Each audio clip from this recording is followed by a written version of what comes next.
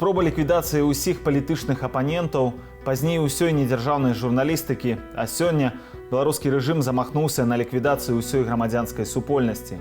Больш як 40 арганізацыяў пазбавілі дзяржаўнай рэгістрацыі. Абсалютная большасць з іх не мела ніякага дачынення да палітыкі, а займалася культурай, экалогіяй ці дапамогай людзям з інваліднасцю. Вітаю вас, гэта праграма Белсат Зум. Для вас працуе Ігор Кулей. Сёння 23 ліпеня, пятніца. І ў нашым сённяшнім выданні вы пабачыце. Хто наступны ў чарзе на ліквідацыю? Мяркуючы па заявах Лукашэнкі, рыхтавацца варта прадпрымальнікам. Мы создали колоссальный офшор, где люди ничего не платят, а уже все индивидуальные предприниматели. У нас же и так ситуация в экономике-то не блестящая.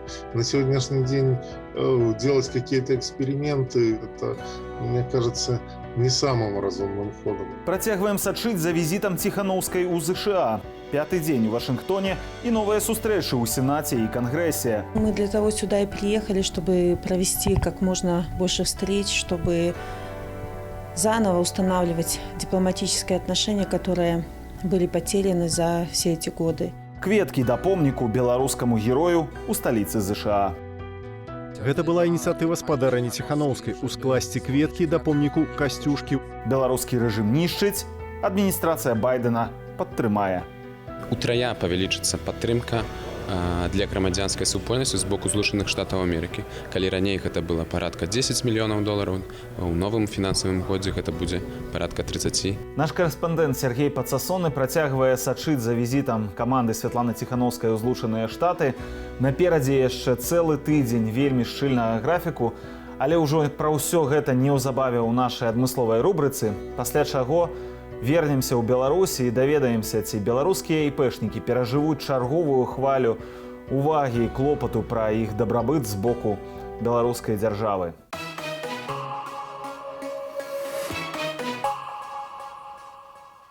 Помнік Тадеушу Касцюшку, нараджэнец Берасцейшчыны, нацыянальны герой Беларусі, Польшчы і ЗША. Змагаўся за незалежнасць Рэчы Паспалітай, а таксама Злучаных Штатаў. Паўстання 1794 года, расійскі палон, эміграцыя пасля смерці Кацярыны II у Злучаныя Штаты.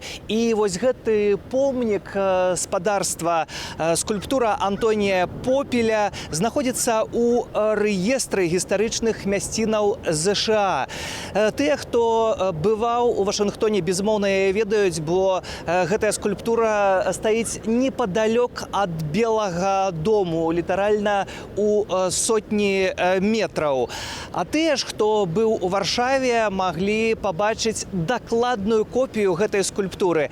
Гэтая скульптура паўстала ў 1910 годзе, а копія ў Варшаве была пастаўленая роўна праз 100 гадоў у 2010 годзе. І пагэтаму Святлана Ціханаўская не магла абмінуць гэтае гістарычнае, важнае для кожнага беларуса месца. Пагэтаму тут былі ускладзеныя кветкі і таксама гучалі прамовы. Прысутнічала амбасадарка ЗША ў Беларусі Джулі Фішер на гэтай урачыстасці, а таксама амбасадары Літвы і Польшчы як асобы з супольнай гісторыяй.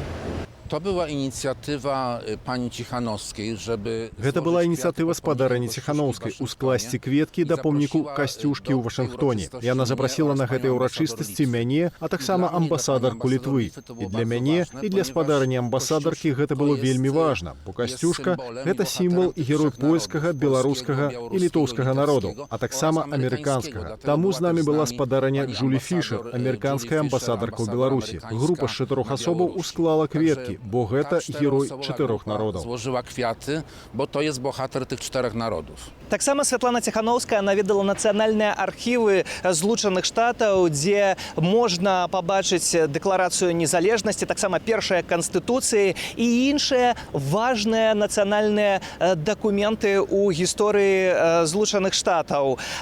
Таксама для Святланы Ціханаўскай правялі адмысловую экскурсію, дзе можна было пабачыць, якая Нелёгкая была дарога Амерыкі да дэмакратыі. Таксама, напрыклад, вельмі сімвалічна там нам паказалі на гэтай экскурсіі жанчынаў у белым, якія змагаліся за свае правы, на што амбасадарка ЗША ў Беларусі Джулі Фішер адразу ж падкрэсліла, што гэтак жа беларускія жанчыны у белым і чырвоным у нацыянальных колерах выходзяць таксама на пратэсты. Вельмі сімвалічна тут атрымліваюцца спадарства паралелі. Часам Джулі Фішер перахоплівала ініцыятыву ў экскурсавода і рабілася своеасаблівым экскурсаводам для Святланы Ціханаўскай. Кожны амерыканец хоча пабачыць і зразумець гэты пласт гісторыі. Мы не тая нацыя, якая мае тысячагадовую гісторыю. Таму мы маем магчымасць пабачыць усе гэтыя дакументы ўжывую і асэнсаваць, хто здабываў і зацвярджаў нашу незалежнасць. Акрамя вось гэтага помніка Тадэушу Касцюшкі, Святлана Ціханаўская наведала помнікі Галадамору і ахвярам камунізму. Гэта таксама вельмі сімвалічнае месцы, як казала сама спадарыня Святлана. Пасля ўсіх гэтых такіх важных, сімвалічных, гістарычных месцаў яна накіравалася ізноў жа ў Сенат Злучаных Штатаў, дзе адбылося чарговае спатканне, і я паспрабаваў запытацца, пра што ішла размова ў Сенаце, ну і таксама падвесці чарговыя вынікі гэтага вельмі важнага высокага візіту. Удалося паразмаўляць з самой Святланай Ціханаўскай. Завяршаецца першы тыдзень візіту Святланы Ціханаўскай у Злучаныя Штаты, і мы падводзім першыя вынікі гэтага тыдня, бо першы тыдзень, спадарыня Святлана, не угнацца за вами просто. Мы для того сюда и приехали, чтобы провести как можно больше встреч, чтобы заново устанавливать дипломатические отношения, которые были потеряны за все эти годы. Такого рода контакты нам понадобятся в Новой Беларуси. Поэтому, да, работаем. Сёння сюды таксама едзеце са спаткання, і зноў быў Сенат. Вельмі шмат спатканняў адбываецца ў Сенаце і таксама ў Кангрэсе. Што гэта за спатканне? Это разного рода встречи на самом деле. Вот сегодня мы встречались с главами комитетов по международным отношениям и Палаты представителей, и Сената. И заручились их поддержкой. Они будут поддерживать белорусов, продвигать наши идеи, наши предложения в Конгрессе. И очень важна поддержка и сенаторов, и представителей Палаты представителей. Поэтому нужно рассказывать о Беларуси. К сожалению, нам кажется, что о нас все знают, о нас все говорят, но нужно говорить о том, что происходит в стране, как помочь белорусам, как давить на режим, как помочь разным слоям населения, разным социальным группам в этой борьбе. Поэтому, да, приходится, что делать. Я, знаходзячыся, можна сказаць, увесь час побач і адсочваючы ўсе вашыя перамяшчэнні па Вашынгтоне, сапраўды ледзь паспяваю, каб усё гэта адразу паказваць нашым гледачам. Але вось Владзімір Макей лічыць інакш, што, як ён кажа, Святлана Ціханаўская паехала на вакацыі на кошт амерыканскіх падаткаплатнікаў. Што адказаць на гэта? А нужно ли отвечать? Я приехала работать, приехала говорить о том беспределе, который сейчас происходит в нашей любимой Беларуси. И это тяжелый труд на самом деле. Но если кому-то кажется, что я приехала на отдых, мы знаем, что надо делать, когда кажется. Спадарыня Святлана, сёння таксама яшчэ былі вельмі такія важныя сімвалічныя рэчы. Гэта ўскладанне кветак да помніка Касцюшкі, таксама гэта помнікі, манументы злачынстваў камунізму і галадамору. Калі было прынятае такое рашэнне, што пойдзеце да гэтых знакавых месцаў? Мы когда разрабатывали программу, конечно, должны были учесть, что есть такие знаковые места в Вашингтоне, и их, конечно, необходимо посетить, потому что это наша общая история.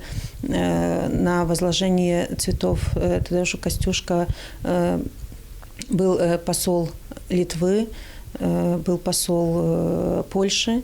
Это общий национальный герой, который боролся за права человека в каждой из этих стран.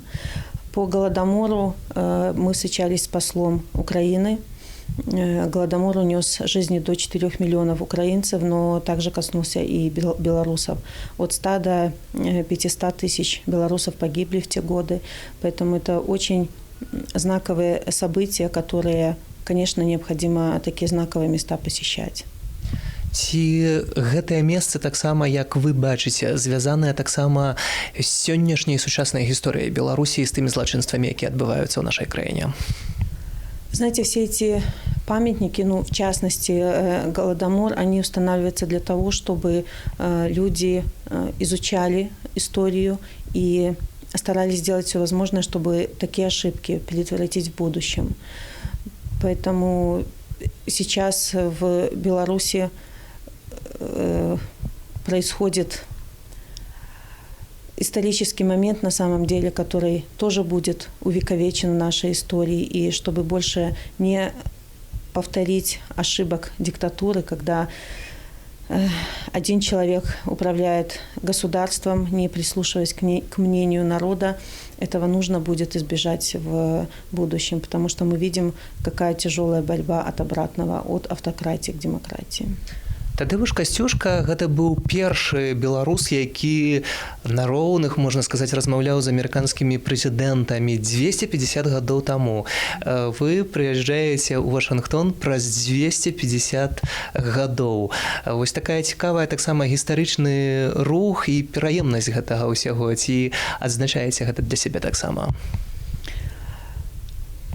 Вы знаете, очень жаль, что все предыдущие годы не было таких встреч у представителей Беларуси, потому что некому было встречаться, потому что никто не думал о дипломатических отношениях, думали только о сохранении власти, об установлении диктатуры, о запугивании народа.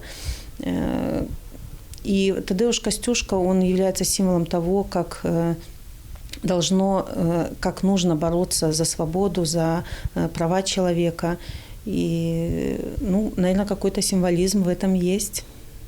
Спадарыня Святлана, сёння таксама быў нацыянальны архіў, дзе можна было пабачыць вось гэтыя дакументы дэмакратыі і канстытуцыі. Таксама вялікі шлях таксама ў Злучаных Штатаў да дэмакратыі. Гэта сёння падаецца, што тут усё вельмі дэмакратычна, але ўсё не так проста таксама.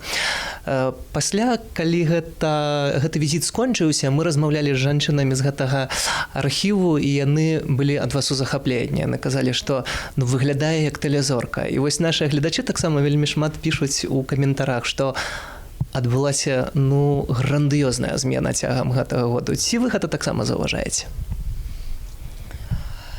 Вы знаете, я все это время многому учусь, очень быстро. И меня жизнь поставила в такие условия, что нужно учиться. Наверное, речь, не знаю, о внешних изменениях ведется или... І знешніх, і тое, што вы размаўляеце свабодна па-ангельску таксама з людзьмі ўсюдах, усіх разумееце. Гэта захапляе людзей? Мне, наверное, повезло, что я знаю немножко английский язык, и это мне, конечно, дает свободу в общении. И то, что очень приходится многого узнавать. Я только недавно для себя в голове как-то нарисовала структуру Евросоюза, потому что там очень много хитросплетений, очень много организаций. А в США немного другая система. И тоже поди запомни все эти названия. И очень много имен людей встречаешь. Надо запоминать, в голове это все держать. А как по-другому? Ты должен... Я вот всегда говорю, что многому приходится учиться, но у меня лучшие учителя. Моими учителями волей судьбы стали президенты, премьер-министры, послы, и у каждого берешь что-то. ты наблюдаешь, как они общаются, как они излагают свои мысли. Мне еще многому нужно учиться, конечно, но я делаю все необходимое, все возможное, выкладываюсь просто по полной, чтобы соответствовать образу белорусского народа. И не нужно меня воспринимать как, знаете, как политика уже устоявшегося, потому что я приезжаю сюда просто как белоруска, которая со всеми белорусами сейчас в борьбе за перемены в нашей стране. И опять же, я что-то могу сделать здесь, и я это делаю. Кто-то может что-то сделать в другом месте, в Беларуси. И даже те люди, которые сейчас, наши дорогие, которые сидят за решеткой, они тоже там не сдаются. Тоже вдохновляют нас письмами, вдохновляют тем, что они не изменяют своим ценностям, не признаются в преступлениях, которые они совершали под давлением, под пытками. И это посыл нам, что не сдавайтесь, белорусы.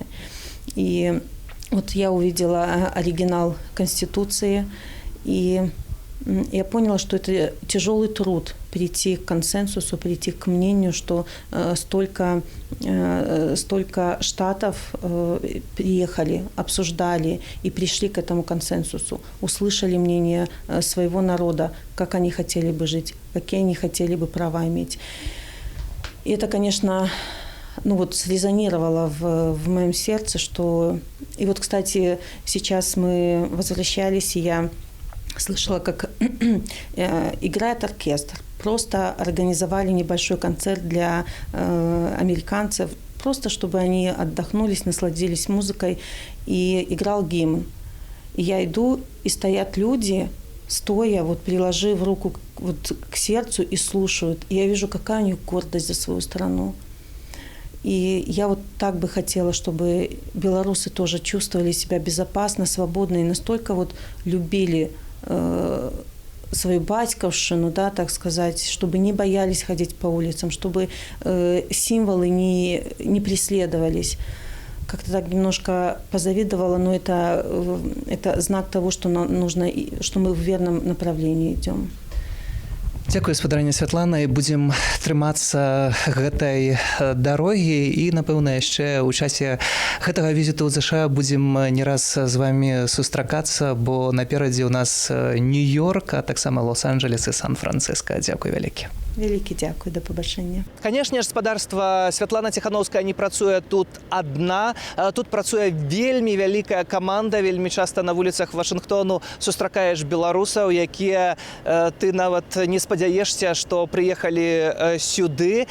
Яны не працуюць перад камерамі, яны працуюць у высокіх кабінетах, абмяркоўваюць з высокімі урадоўцамі і чыноўнікамі у ЗША самыя розныя пытанні па беларускіх справах.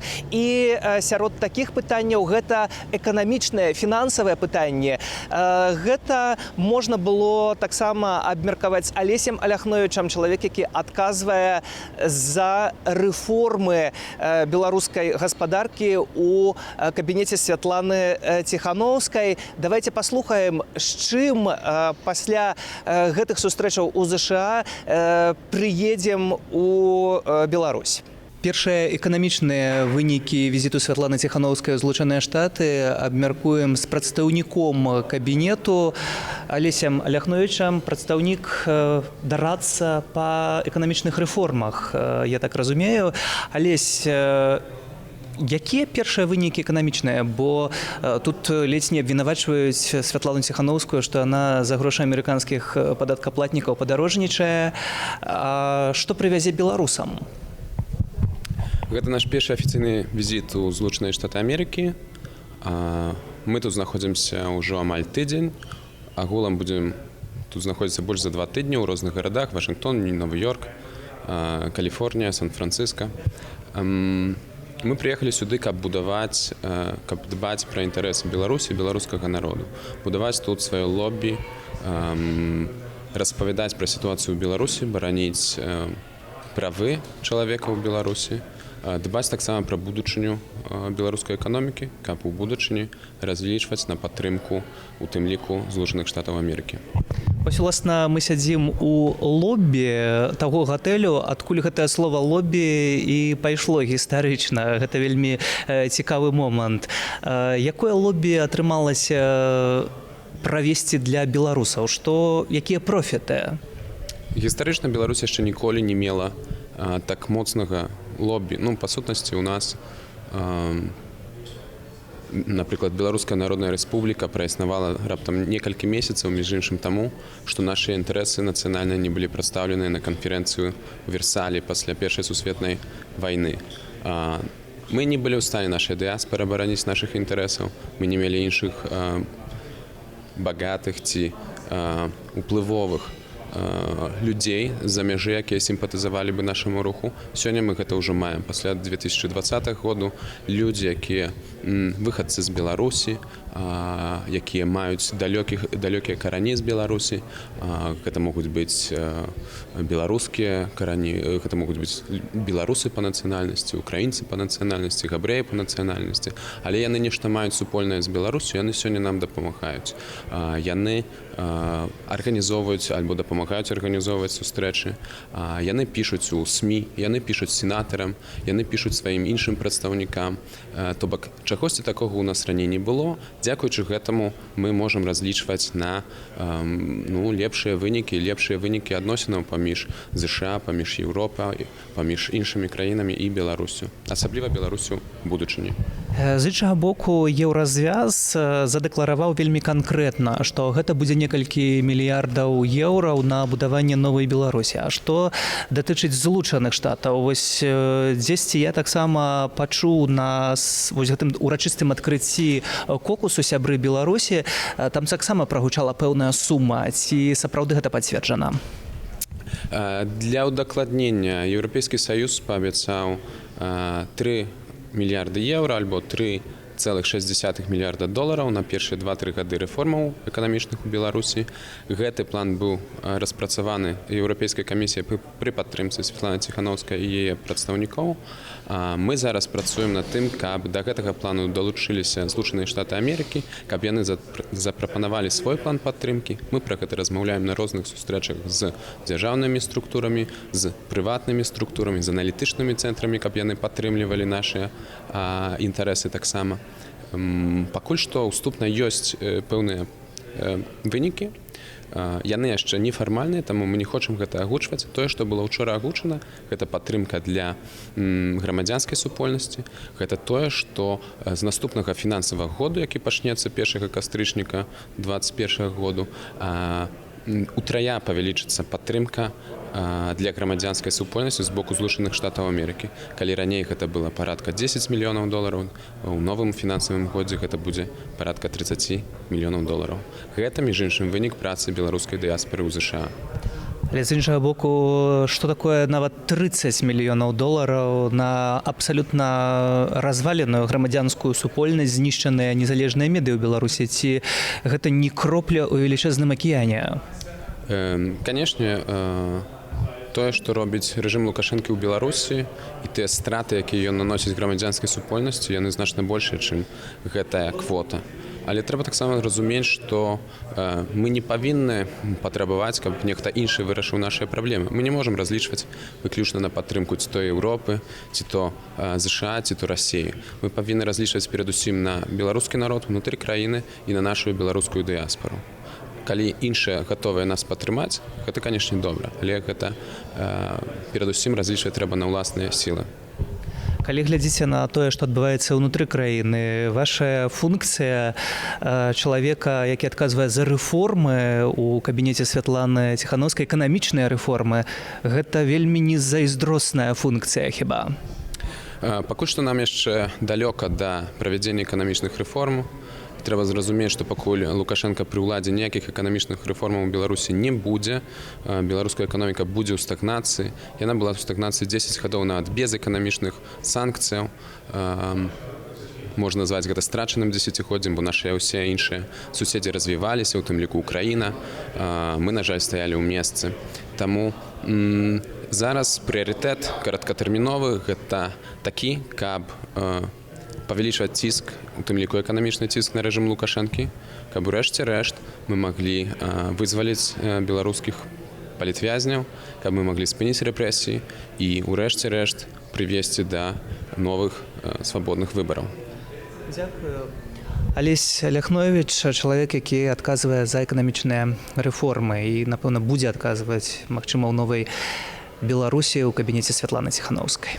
Ужо сёння самай раніцы адбыўся сняданак, дзе прыйшлі прадстаўнікі буйнейшай недзяржаўнай арганізацыі Freedom House, сядзіба якой знаходзіцца ў Вашынгтоне, і што вельмі важна, на гэты сняданак прыйшоў намеснік дзяржсакратара ЗША Стывен Біген, які знаходзіцца на гэтай пасадзе з 2019 года. Так што не толькі было спатканне з дзяржсакратаром Блінкенам, але і з ягоным намеснікам у нефармальнай абстаноўцы. Гэтыя жэсты толькі падкрэсліваюць падтрыманне ў кірунку Святланы Ціханаўскай і падтрыманне у кірунку Беларусі.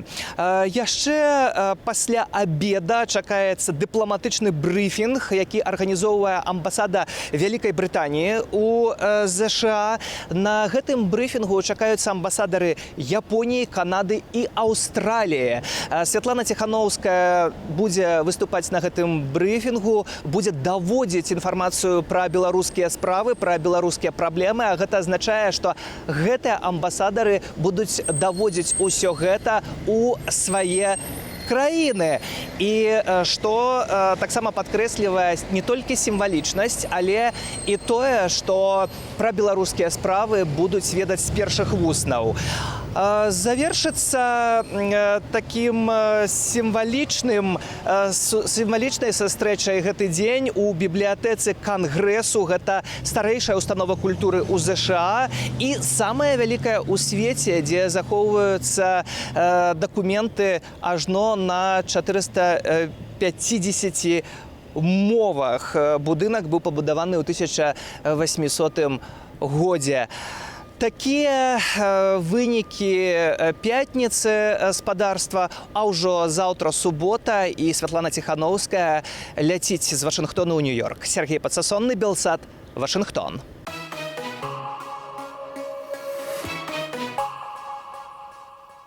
Дзякую, Сергей. А мы вяртаемся ў Беларусь, дзе самаабвешчаны прэзідэнт усё ж такі хіба ўзяўся выканаць сваё старое абяцанне паціснуць руку апошняму прадпрымальніку і даў загад апарату чыноўнікаў, а хаця лепш паслухайце самі. У нас скоро будет индивидуальных предпринимателей 12 миллионов. У нас народа столько нет, а будет 12 миллионов индивидуальных предпринимателей. Мы создали колоссальный офшор, где люди ничего не платят, а уже все индивидуальные предприниматели. От журналистов, к примеру, в море, до чиновников. Поэтому здесь нужно навести порядок. Лёс беларускіх іпэшнікаў абмяркуем разам з Сергеем Балыкіным, старшынём асацыяцыі малога і сярэдняга прадпрымальніцтва. Спадар Сергей, вітаю вас. Добрый день. Прапаную спачатку разабраць цытаты Александра Лукашэнкі, тое, што ён учора казаў, высветлім, ці ўсё з гэтага праўда, а пазней перайдзем ужо да сутнасці пытання. І вось давайце з першай цытаты пачнем. Александр Лукашенко учора на сустрэчы сказал: мы создали колоссальный офшор, где люди ничего не платят, а уже все индивидуальные предприниматели. Поэтому здесь нужно навести порядок. Сапраўды у нас у эканоміцы створаны нейкі офшор для индивидуальных предпринимальников. Як вы гэта бачыце? Ну, вы знаете, что индивидуальные предприниматели, в общем-то, имеют несколько режимов налогообложения. Общий режим, упрощенную систему налогообложения и уплату единого налога. Да?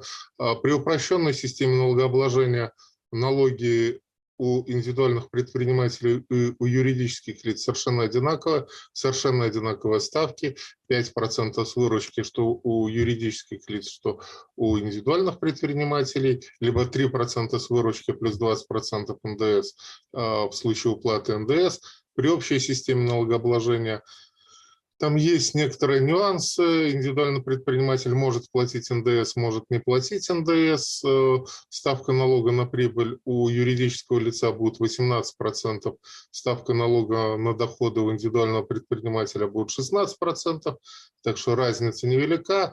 При уплате единого налога, здесь сложно сказать, просто у юридических лиц нет единого налога как такового, а единый налог платят индивидуальные предприниматели. Но это платят те индивидуальные предприниматели, у которых очень сложно учитывать выручку. Это розничные торговцы, таксисты, разного рода услуги. То есть это такой компромисс. Вы платите твердую фиксированную сумму, примерно такую, как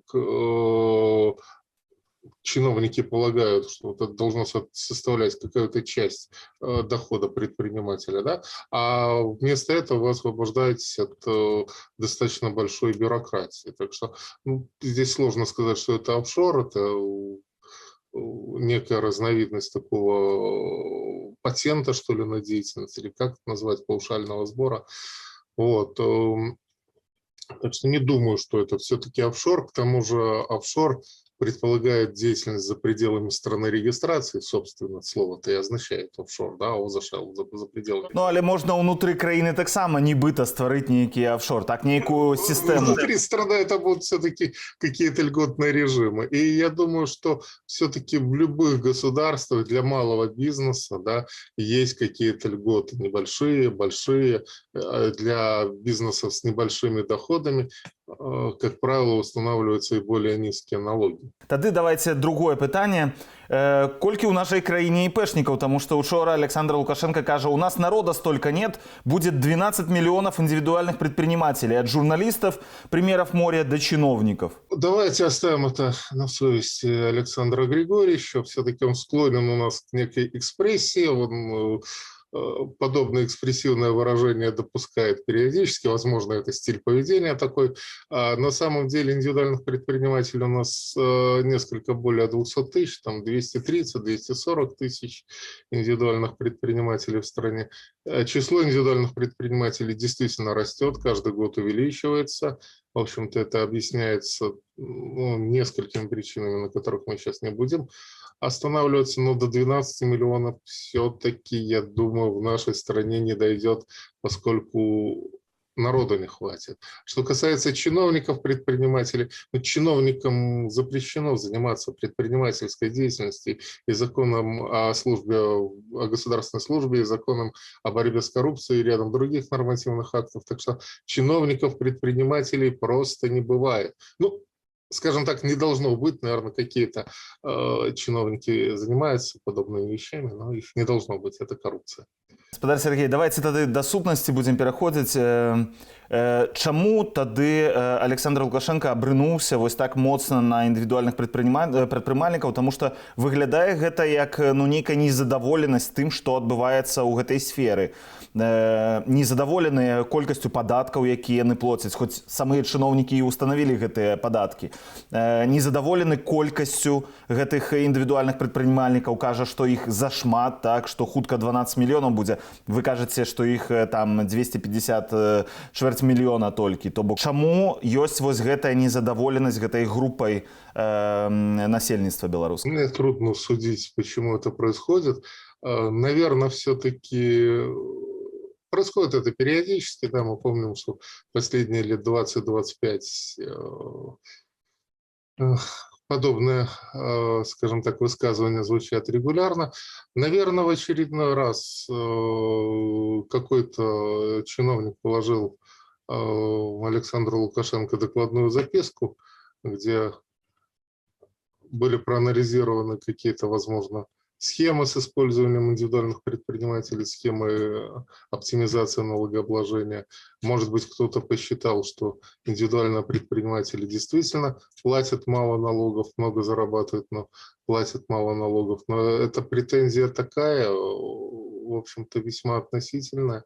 Малый бизнес, он по определению не может платить много налогов. Там из практики известно, что 10% налогоплательщиков дают 90% поступлений в бюджет. Ну, может быть, так эти цифры пляшут, да, но где-то 10-15%. В общем, небольшой процент самых крупных налогоплательщиков платят больше всего в бюджет. А индивидуально предприниматели – это, в общем-то, представители малого бизнеса, богатых людей среди них мало. Есть, конечно, да, но мало. В принципе, функция малого бизнеса, она более социальная. Это функция создания рабочих мест, прежде всего для самих владельцев этого бизнеса. Да? То есть уже человек обеспечил сам себя работой, снял это бремя с плеч государства, уже хорошо. Дадзеныя вось магу якраз прывесці. У краіне зараз у Беларусі афіцыйна зарэгістравана, невядома колькі з іх, канешне, актыўных, 274 тысячы. Яны даюць працу 70 тысячам наёмных працоўнікаў. Вось тое, што вы кажаце, калі даў яшчэ камусьці працу. Яны робяць, вось гэтыя 274 тысячы, робяць 3% ўсяго ВУП Беларусі і плоцяць 628 мільёнаў рублёў падаткаў у бюджэт.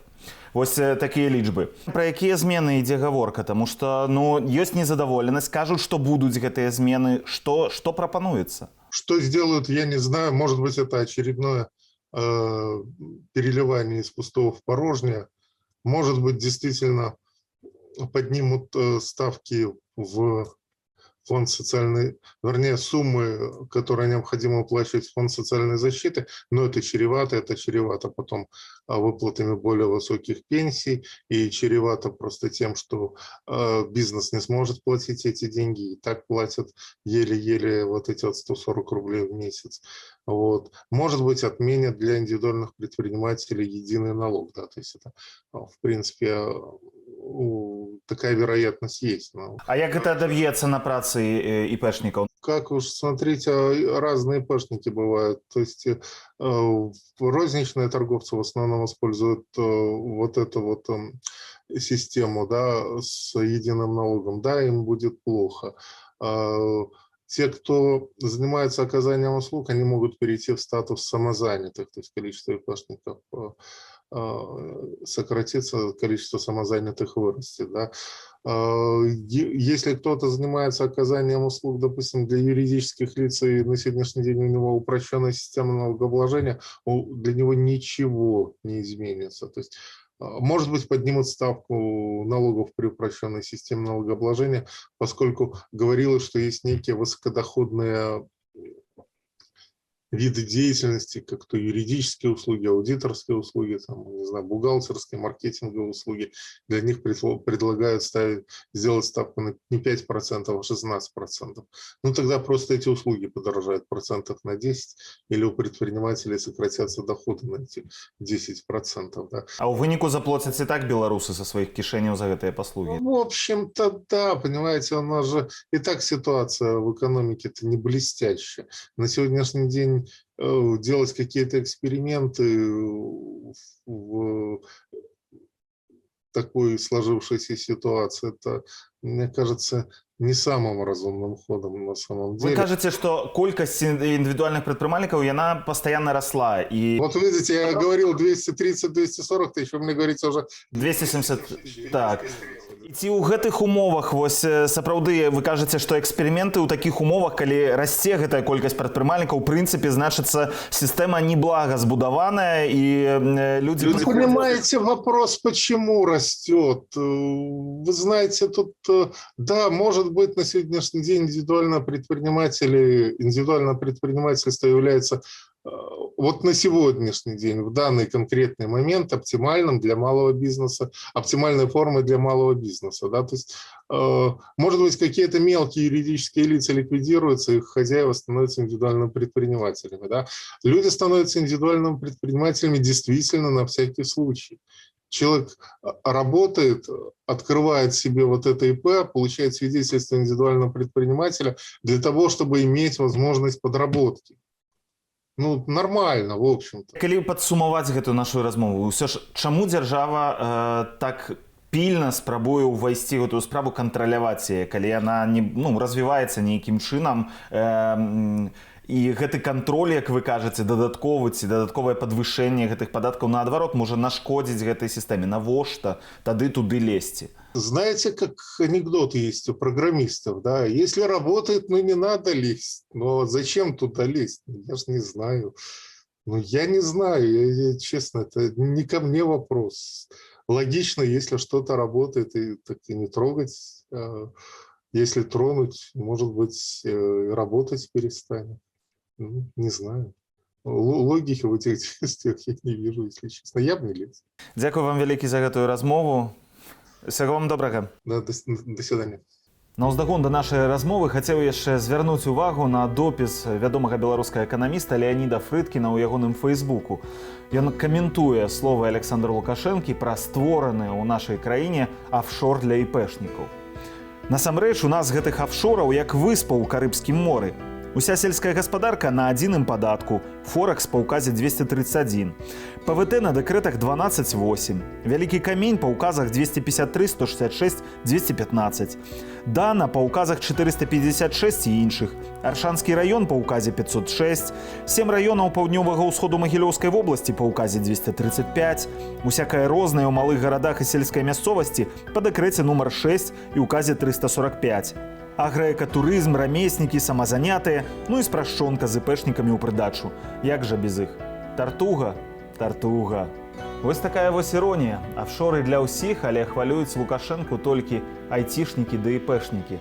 Акурат тыя, хто не знаходзіцца на дзяржаўных датацыях.